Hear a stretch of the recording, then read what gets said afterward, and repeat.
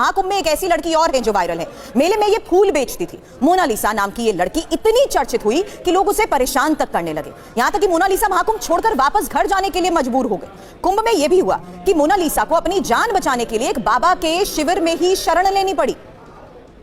Mona Lisa है कौन, ये भी मैं बता देती हूं। हालांकि ये एमपी की रहने वाली एक लड़की है और कुंभ में माला बेचने के लिए आई थी, जिसका थोड़ी देर पहले बाबा ने भी शुरुआत में जिक्र किया। नीली आंखों की वजह से ये काफी दिनों से वायरल है और मेला क्षेत्र में वीडियो बनाने की जिस तरीके से होड़ लगी, लोग लड़की का छिपकर ही वीडियो बनाने लगे। पहचान छिपाने के लिए मास्क पहनने लगी ये लड़की और परेशान होकर एक साधु के टेंट में इनको छिपना पड़ा। हालांकि सोशल मीडिया पर फेक आईडी तक इनका बन गया। परेशान होकर पिता ने इन्हें घर ही वापस भेज दिया। तो महाराज, अब सवाल मेरा आपसे उसी लिहाज पर है, ये तस्वीरें भी मैं दिखा देती हूँ। देखिए किस तरीके से हुडेड जैकेट पहनकर नारायण गिरी जी महाराज, ये तस्वीरें देखिए। ये वो हकीकत है कि किस तरीके से मास्क लगाकर, चेहरा छिपाकर इनको इस आस्था के कुंभ मेले से ही बाहर जाना पड़ा। और ये बात मैं इसलिए दोहरा रही हूं क्योंकि कहीं ना कहीं इस तरीके की यही कृत्य यहाँ के श्रद्धा भाव को सवालों के घेरे में खड़ा करते हैं। क्या ये वही यंगस्टर्स हैं जो आज मेले में अपनी मौजूदगी के तहत ही इस पर्व को स्वच्छ नहीं रहने दे रहे? देखिए, वो लड़की एक माला बेचती है, जो रुद्राक्ष का माला बेचती है। वो बेचारी अपने बेचती है, अपना रोजगार करती है।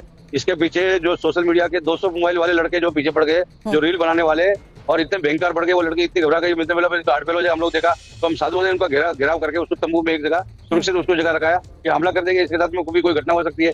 इतने दुष्ट जो है यूट्यूब पर और रील बनाने वाले हैं कि 200 लड़के जो है जूनागढ़ में घुस गए। हम लोगों ने कितना मुश्किल से जो है फिर जो है पुलिस बुलाना पड़ा, मिलिट्री वालों को बोलना पड़ा और उसको बोलना पड़ा, फिर उसको पीछे से निकाल कर उसके पिताजी लेकर गए बहुत मुश्किल से।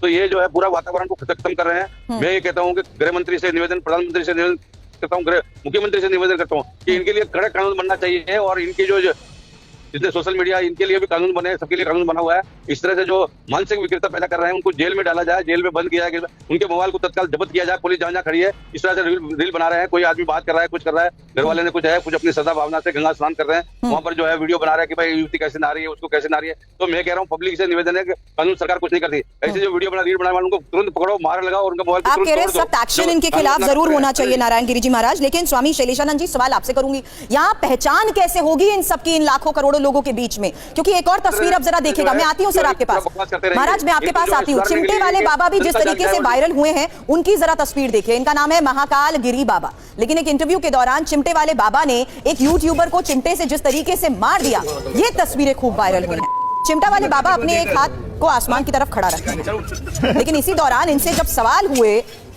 तो देखिए किस तरीके से इनकी ये तस्वीरें वायरल हुई कि इन्होंने सवाल पूछने वाले के ऊपर ही चिमटे से मारना शुरू कर दिया।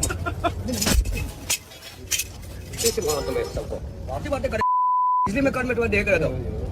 अब ये क्यों चर्चा में है, ये देख लिए। नाम महाकाल गिरी बाबा, गुस्से की वजह से हालांकि ये वायरल हुए हैं। एक हाथ ऊपर ही रखते हैं, 9 साल से हाथ उठाकर साधना भी कर रहे हैं और यूट्यूबर को चिमटे से जिन्होंने जिस तरीके से इन्होंने पीटा, यही तस्वीरें वायरल हुई। अब सवाल पूछने पर जैसे ये नाराज हुए। नारायण गिरी जी, आप ही के पास वापस आ रही हूँ, सवाल यही कर रही हूँ कि जिस तरीके से सभी साधु संत अपनी साधना में लीन रहते हैं, इनसे संवाद तो किया जाता है, लेकिन इसी संवाद के दौरान इनकी ये नाराजगी और चिमटा उठाकर पीटना ही खूब वायरल हुआ है।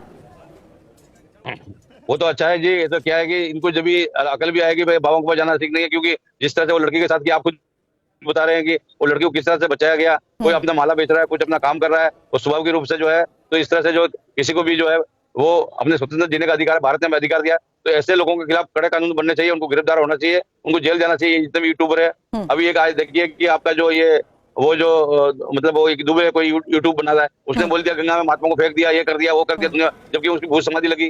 भूत समाधि जाके हम लोगों ने दिया, प्रशासन ने जगह जोशी में दिया, वहाँ समाधि दिया। ये जो ब्रजभूषण दुबे अपने आप को बोलता है टीआरपी बढ़ाने के लिए इतना बकवास करता रहता है, और वहाँ जो भूत समाधि दिया उसका एक रील भी नहीं दिखाया, और दिन भर इधर घूम के इतना बकवास करता रहता है। किसी भी महात्माओं के बारे में कुछ में जो अच्छी अच्छी चीजें हो रही है, जो कथा हो रहा है, प्रवचन हो रहा है, उसके बारे में नहीं दिखाएगा। केवल उसको जो विवादित चीज दिखाना है, यूट्यूबर को जो है कि अपनी टीआरपी बढ़ाना है, यूट्यूब से कुछ पैसा लेना है, कुछ पैसा कमाना है, कुछ धंधा करने। तो नकारात्मक जो लोग है वो इस तरह से जो है वातावरण बना रहे थे।